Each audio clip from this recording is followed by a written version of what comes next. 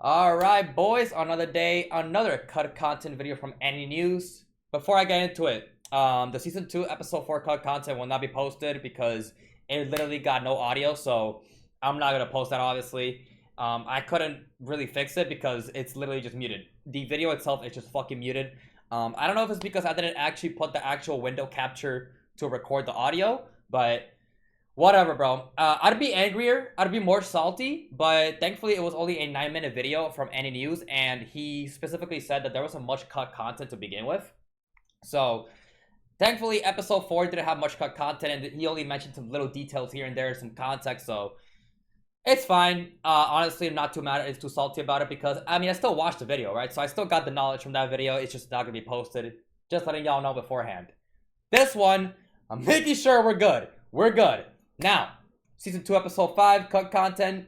Once again, thank you, AniNews, for these videos. These are really helpful. Let's dive on in. So, let's because go. I'm kind of an idiot and forgot that ReZero likes to sometimes rearrange the chronology of the light novels, right? A lot of what I covered from episode 3 made its way into episode 5. See, there we go. There we go. The person who told me to now watch the finale of the season 3 cut content, or what? The episode 3 cut content because spoilers. You go there, bro. You let me know, man. I didn't get spoiled. Yeah. This was supposed to be covered this episode, and that's why the cut content from episode 3 was a little cooked. Okay. So, allow me to apologize for making that mistake and not being more considerate of how the anime could possibly be You adapted. good, bro?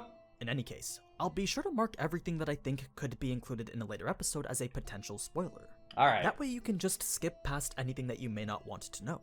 Alright, bet, Anyway, bro. Let's go. Let's talk about episode 30. The first step of a long journey. Right. Covering the final chapter of volume 10 of the light novel. Subaru's conversation with Echidna went on for a lot longer than what was shown.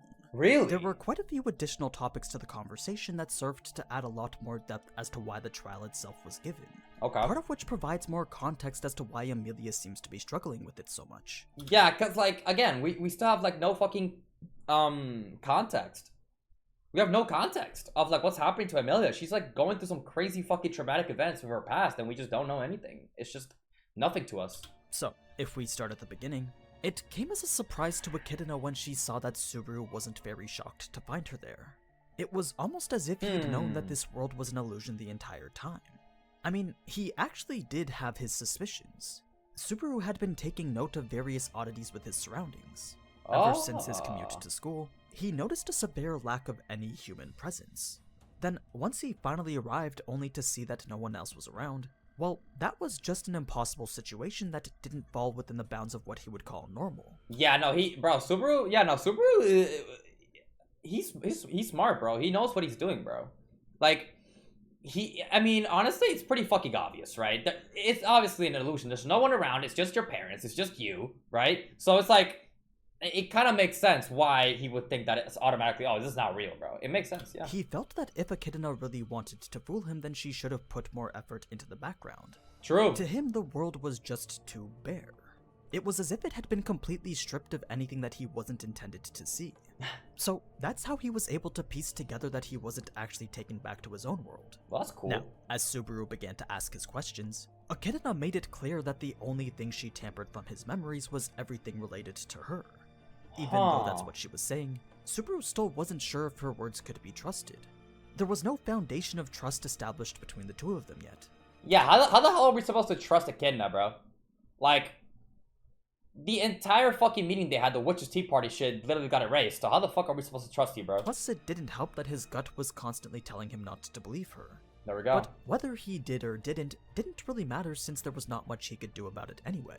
I guess, In any case, Echidna began to talk more about the trial itself. Specifically about why it was that facing his past was even considered to be a trial in the first place. The way she put it, everyone has some form of regret when it comes to their past. She saw it as human nature to live each day with that lingering feeling of regret that somehow, some way, something could have been better. Although she was very much correct, that was more the pessimistic way of putting it. Subaru, on the other hand, had a more positive outlook. He liked to believe that regret leads to reflection, and reflection is what allows you to correct the mistakes of yesterday so that you can do even better today and tomorrow. Oh my god! Holy That's an amazing way to fucking look at it. Damn, Subaru, okay. That too was part of human nature, and it was the core teaching of what Echidna wanted Subaru to learn. The thing is, not every person can look at their regrets with such an optimistic attitude. Most people would only look at the negative aspects that Echidna initially spoke of, never to look back and try to correct what it was that led them down this path of regret in the first place. It was such a small difference in perception, yet one that made a very big difference in how people viewed their past. Yeah. The fact that Subaru was able to quickly come to such a conclusion had spurred a significant level of interest from Echidna. Yeah, I mean, shit, bro. You heard her in the episode, bro. She was like, she actually was frightened. She was like actually shocked. Like Subaru was able to just overcome his past and he was okay with everything that happened. She was like, you just frightened a witch, bro. Like, what? She got extremely close to his face, then told him how the person he was yesterday is far more ignorant than the person he is now. Oh. Not only that, but the person he is now also lacks in knowledge compared to the person he will be tomorrow. It was an analogy for the ensuing fact that the past is inferior to the present, and the present is inferior to the future. Echidna was so enthralled by this subject that the more she spoke on it, the more passionate she became, continuously overwhelming Subaru as she drew closer to the overall objective of the trial. You see, the purpose of this first test was to see if people could perceive their past in that optimistic manner. So that's pretty much how you pass. That's why Subaru got little full marks on his test, bro. He was so optimistic about everything, bro, about his past. He was able to overcome it. He was able to come to terms with it. He got closure. He pretty much got everything he wanted. It helped him. So that's why Echidna was just absolutely fucking freaking enthusiastic and was actually shocked. Like, oh my god, what? He was able to do that? To see if they could look back at their regrets and find some sort of answer. It didn't matter what type of answer they found, so long as they came out of this trial with a greater sense of knowledge. A knowledge that would undoubtedly help them to overcome the future. Echidna would always be there at the end of the trial to affirm that person's answer. But whether they chose to deny or accept their past was completely up to them. The only thing that mattered to her was that they were able to come to some sort of conclusion. That's why Emilia's failing. Emilia is denying her past, and she's not come to terms with it. So what the fuck exactly happened in the past? We got frozen bonds. Frozen bonds, though, it's not enough. We're still missing very important parts of Emilia's future. What? Future. Emilia's past and Puck's past.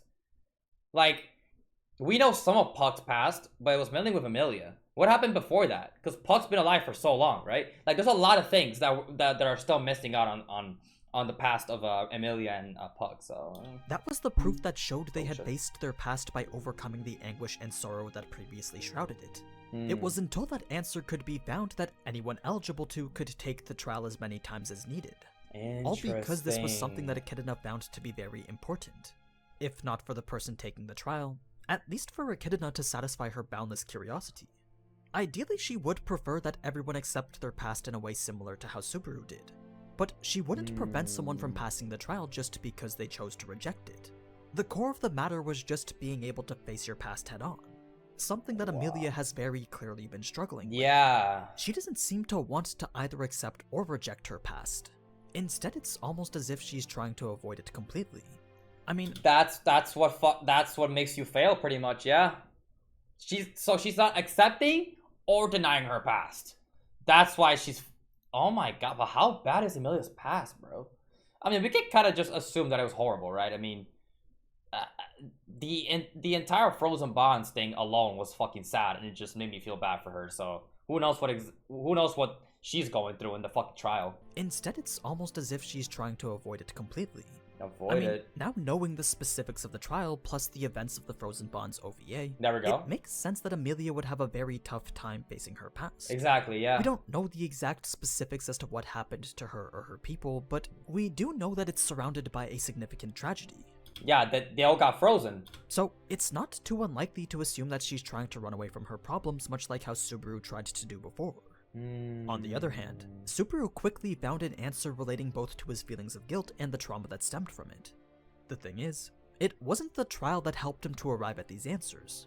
No, if it was, then the trial would have taken much longer and Echidna would have had a significantly more amusing show.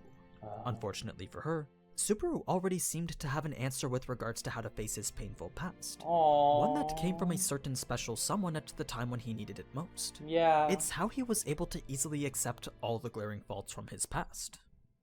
Now, when Echidna was talking about— God, Rem is so peak, man. She really saved Subaru, bro.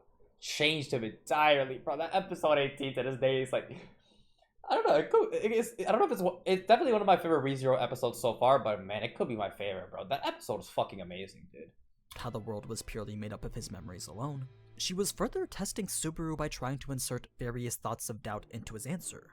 She wanted him to second-guess the fact that the people he was talking to may not have been how his real parents may have actually reacted. I remember that. Yeah, I mentioned you know, maybe what we're seeing is not actually how his parents were, but that could just be Echidna fucking, you know, just being, you know, just gaslighting Subaru and shit. That being said, now it was Subaru's turn to get up close and personal with Echidna. Because he was very confident in how he knew his parents, he was able to proudly reaffirm that that's how they were. Exactly, yeah.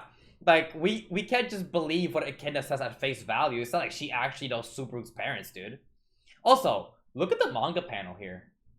Man, I feel like this manga panel really shows how intense that scene was, or how it truly should have been. Because in the anime, it was just kind of like, hey, don't make fun of my parents, though. Like, that's it. Look at the manga panel here, dude. Oh my god, this shit looks intense. Making Echidna a lot less overwhelming in the process. Ah. Anyway, that was pretty much it for what we missed from the trial. Okay. And since a lot of the middle events was stuff that I already covered back in episode 3, we can now fast forward all the way to the long-awaited conversation between Subaru and Roswaal. Do we go back to, you know what? I think I'm gonna finish this content right here, and maybe I'll go back to, episode 3. At the beginning, Roswaal was recounting all of the feats Subaru performed while he was away. True. Because Subaru had proven his words from the time that he declared himself to be Emilia's knight, Roswaal decided that once they returned from Sanctuary that he would genuinely appoint Subaru with that prestigious title. Did he say that in that? No, he didn't. He didn't say that in that episode. Oh, wow. As soon as I get out of here, I'll make you a real knight? Would he actually do that? By defeating both the White Whale and a witch called Archbishop, Subaru had shown that he was more than worthy of being called a knight. That's true. So Roswaal saw it as a fitting reward. But as Roswaal began to reveal why it was he refrained from participating in the battles, the title just didn't seem to be so prestigious anymore. Sure, becoming a knight acknowledges the purpose of the battles he fought, but knowing those battles were filled with so much regret made him feel like maybe it wasn't something worth honoring after all. Dang. Now, one key thing to note about this whole situation was that Roswaal vowed to only speak the truth. If he was unable to say something, then he would say so. And if it was something Subaru wasn't yet ready to hear, then he wouldn't say it. But everything that he could answer would be nothing but the truth. So yeah, everything he said was the truth. We know this. I mean, yeah, it seemed like it. There wasn't a time where I was like, yo, is he just capping? No, he's not. He was just saying everything that was true, bro. Why Subaru just couldn't make sense of the heartless method Roswaal chose to approach the whole situation. Sure, the end result may have been better than Roswaal could have ever imagined. But to put that level of trust into someone who made such a fool of himself the last time he was seen was just an incomprehensible action. I mentioned that too. It's weird. Random ass dude who made a fool out of himself, right? And it doesn't really seem like he has any hope. Doesn't look like there's like any hope in him, right? He put his entire faith, entire trust in him. Like, huh? Like, what? Like, also, yeah, even though it was a heartless method of, you know, people being sacrificed and all that shit happening and pretty much just put all his trust into Subaru, a lot of sacrifices happened. Even though the end result was, like, good, like, yeah, technically everything worked out in the end and we've made the most progress so far, it still doesn't change the fact that many people died and a lot of sacrifices happened. So, when Roswaal said that he left it in Subaru's hands because he trusted him, Subaru was certain that Roswaal was joking. Despite Roswaal saying that he was only going to tell the truth, those words caused for nothing but disbelief. Oh my god. Subaru then wanted to know what it was that Roswaal saw that made him be trusted for such an important job. But that was one of the few things that Roswaal couldn't mention, leading us into the final moments of this heated discussion. So far it hadn't been very helpful, but at least Subaru now knew that Emilia was being manipulated by Roswaal. Yep, there it is. Like, he's still a mystery, bro. He's still hiding some very important fucking details, man. Towards the end, Subaru made a statement that I personally feel bears a bit more significance than what we were led to believe. He said that no good death would be waiting for him, to which Roswaal simply accepted as if it was a common truth. He seemed to already be aware of the grim fate that awaited him at the end of his life. Apparently, it's the reason why he feels the need to spare no effort in trying to achieve his goals within this era. Wait.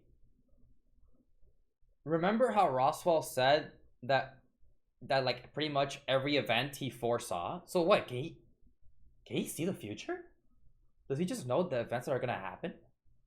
Foresight? No way. No fucking shot, right?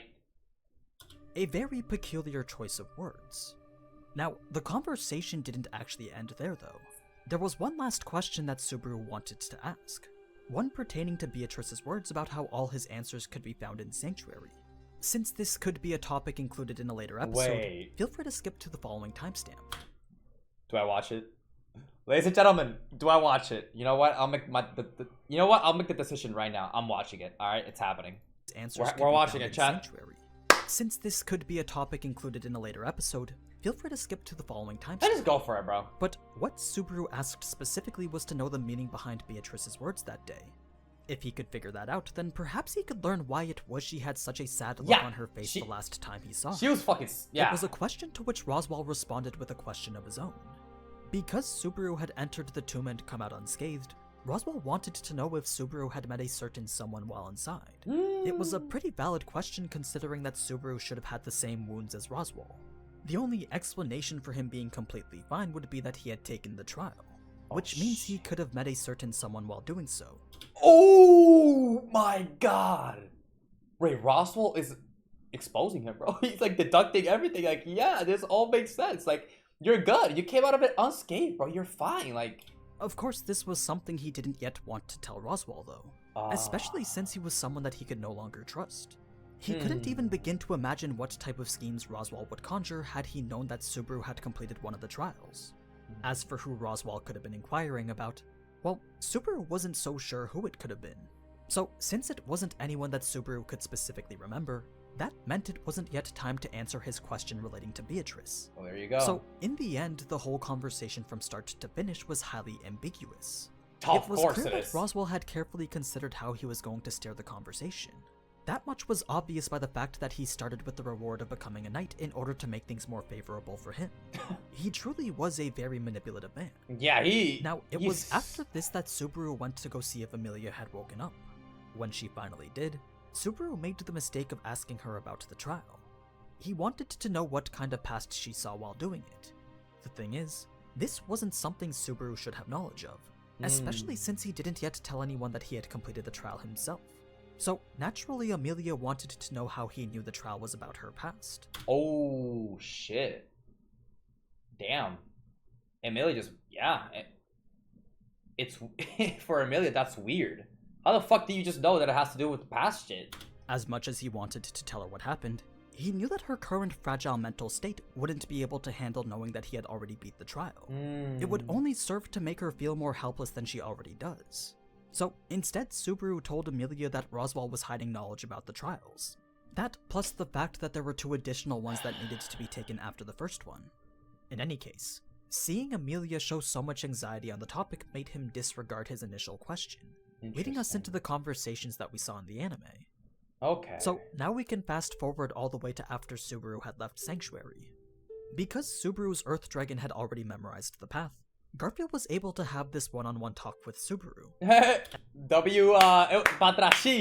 Batrashi! Everything that he was saying gave Subaru a new perspective on Emilia's situation.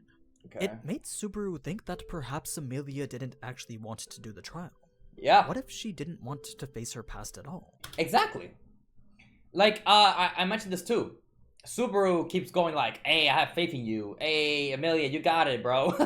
You got it. I believe in you. I have faith in you. But it's like, is he really thinking about how Emilia really feels? Like, Emilia probably doesn't want to do it. She doesn't want to face her past, dude. So that's definitely one thing that you should probably keep in mind. What if what she truly desired was for someone to step in and rescue her? There we go. All those subtle cues could have been Emilia's own way of indirectly telling Subaru that she wants to be saved. Subaru wasn't sure yet if that was the case, but if anyone was going to be her salvation, then he felt it had to be him. Aside from this, The only topic to their conversation that wasn't shown was when Subaru asked what Garfield wanted to do when he was freed. It was a question that caught Garfield by surprise, as if he'd never been asked something like this before. Really? I mean, to someone who could come and go as they please, this question wouldn't seem too odd. But for someone like Garfield who's been trapped within Sanctuary for who knows how long, it was something that he never really gave thought to. Dang. So naturally he didn't have an answer either. Anyway, everything after this was pretty much the same. Okay. The only thing they left out from the mansion was the context they gave for Subaru wanting to check up on Rem first. But I'm fairly certain you can deduce why out of the 4 girls in the mansion, Rem's safety takes top priority. Duh. Yeah. But yeah, that's everything you need to know about All episode right. 5. Now, before I go, I've noticed that quite a few of you have been wanting to know where I get the manga images from. Oh. Well, the short answer is Bookwalker. Okay. I've been using the Japanese site to... That's cool. Yeah, he gets like all these like manga panels and shit. That's fucking cool as fuck. We're not done yet, alright? Very good content video. Thank you, AniNews. But I'm actually gonna go back real quick to episode 3 because we are basically an entire section. Okay, so this should be episode 5 content as well, but it was covered in episode 3. AniNews already mentioned. That wasn't an option either. To explain more on why that was, a pink-haired elf girl appeared at the front door of Roswaal's house. There it is. She inserted herself into the conversation to explain that any half-blood who tries to leave the barrier would just become a soulless husk. Initially, Subaru thought that this was the same elf girl from the episode before, but as he was about to ask if she was, Ram quickly intervened to get him to stop talking. Oh wait, this might be the same thing. I'll let it play out, but like this could just be cut content technically because it's an entire scene that he thought wasn't gonna be in the anime, so I don't know. For some reason, she didn't want him to mention the elven girl he saw earlier. At least not while this other elf was around anyway. Okay. She introduced herself as the village's representative, an elder who goes by the name of Ryuzu Bilma. Yeah, we know that. Subaru figured that it was only a matter of time before he would eventually come across the lollihag stereotype. Lollihag Sure enough, stereotype. there was now one standing right in front of him. It was pretty weird to see Ryuzu's mature demeanor clash with her younger appearance. Neither Emilia nor Subaru knew the best way to respond to her. I mean, even the way she acted on the outside made it seem as if she was an older woman. In any case, the reason for her appearance was to explain the manner in which the barrier kept half-bloods trapped. When someone like Emilia comes into contact with the barrier, it's not entirely accurate to say that she'll just lose consciousness. It's more correct to say that it's her very soul being repelled from her body. Yeah, we already know this. I'll let it play out though. I'll let it play out. If she tries to force her way past the barrier, then her soul will be separated from her body, and her body will become nothing more than an empty shell. So, given that the barrier was harmless to regular people meant that Roswaal's injuries were still unexplained. Yes, it's true that Garfield's physical strength is more than enough to deal this level of damage to Roswaal. But the root cause of his severe wounds was nothing more than Roswaal just being unqualified to take the trial. Those who try to do so yet don't have mixed blood would end up having their flesh repelled and shredded. Interesting. All the bandages and blood were finally starting to make sense now. There were numerous lacerations across Roswaal's upper body as if he'd stood in front of a massive explosion. Oh, that's cool. Wait. Look at the fucking... Yo, the manga's crazy. Look at that art. Well, that's definitely a nice little detail. Yeah. The whole... it's like pretty much being burnt, dude. Explosion. Okay. It also didn't help that the wounds showed very little improvement when exposed to healing magic. Subaru couldn't understand why Roswaal would even attempt this. To him, no normal person would expose themselves to such danger while already knowing the outcome. True. Perhaps he felt it was his duty as the Lord to at least try. If anything though, Roswaal's actions made it perfectly clear that the trial needed to be treated with the utmost caution. After Emilia gained the support of the villagers at the cathedral, the conversation between Ram and Subaru went on a little bit longer. Actually? At first, they were wondering if Frederica had planned for Emilia to be the one to enter the ruins. If that was what she truly intended, then Subaru could only wonder what terrible fate awaited her had she gone in there alone. It was this topic that brought forth something a bit more secretive. To make sure no one around them would hear, Ram whispered into Subaru's ear a rather shocking bit of information. Which was? Not everyone who lives in Sanctuary wants to be freed from it. Oh. There's a small minority who find comfort from the shelter the barrier provides. Oh, we already knew this, actually. Okay, alright. It's possible that Frederica could have been working with them in order to foil the plan to remove the barrier. Just the possibility of that being the case made Subaru worried that perhaps he left Rem and Petra in the hands of someone who couldn't be trusted. Fortunately, Ram was confident that Frederica would never go so far as to harm anyone in the mansion. Well, that's cool and all, but there's definitely someone else that would. maybe Elsa, you know. That just wasn't the type of person she was. The main concern needed to be had with those who wanted to prevent Emilia from dispelling the barrier. They would be the ones that would try to harm her. Ram wasn't sure who they were, but the fact remained that they needed to be wary of this so-called anti-liberation faction. Yeah. In addition to all of this, there was also the concern of the pink-haired elf that looked exactly like Ryuzu. Subaru wanted to know why she was being kept hidden. Unfortunately, that wasn't something Ram was allowed to answer yet. Okay, great. As night began to fall, the time for Emilia's trial drew closer. It was necessary to have several witnesses during such an event. So, Garfield and Ryuzu were there to represent Sanctuary. Ram was there as Roswaal's proxy, and Subaru was there as Emilia's retainer. When Emilia entered the ruins, Subaru turned to both Ryuzu and Garfield to ask why they'd never attempted the trial themselves. Yeah. Technically, they were eligible to take the trial, but that didn't mean that they were capable of liberating Sanctuary. You see, both Garfield and Ryuzu are restrained by a never-ending pact that binds them to this place. Yeah, the pact, yeah. This was yet another example of how others treated pacts and oaths with great significance. Even though Subaru found it to be a hindrance, it was a recurring topic that he just couldn't seem to avoid. Anyway, that pretty much brings us to the end of episode 3. Yeah, I mean, I didn't really have anything to really say, because, like, we already know this, so it was kind of just, I guess it was more spoilers if you just didn't watch episode 4 and 5, mainly episode 5, so, yeah, I mean, he pretty much just mentioned everything that was already mentioned before, just with, like, a little more detail and you know, context. There was definitely a lot of stuff worth covering this time. So, if you enjoyed learning more about the ReZero story, then be sure to leave a like or comment to show us during this video. Yeah. Alright, that's it. Okay, well, that is it for the cut content this time. Thank you so much, AniNews, once again for the cut content, bro. You are so goated for helping us out, bro. You know, having this cut content for free on YouTube and just helping us out understand the show more. Well, that is going to be it for today's cut content, season 2, episode 5. If y'all enjoyed, subscribe. If you're new, leave a like down below. The full uncut version to all ReZero content will be on the Patreon. As always, have a good day, and I'll see you guys next time. See you guys.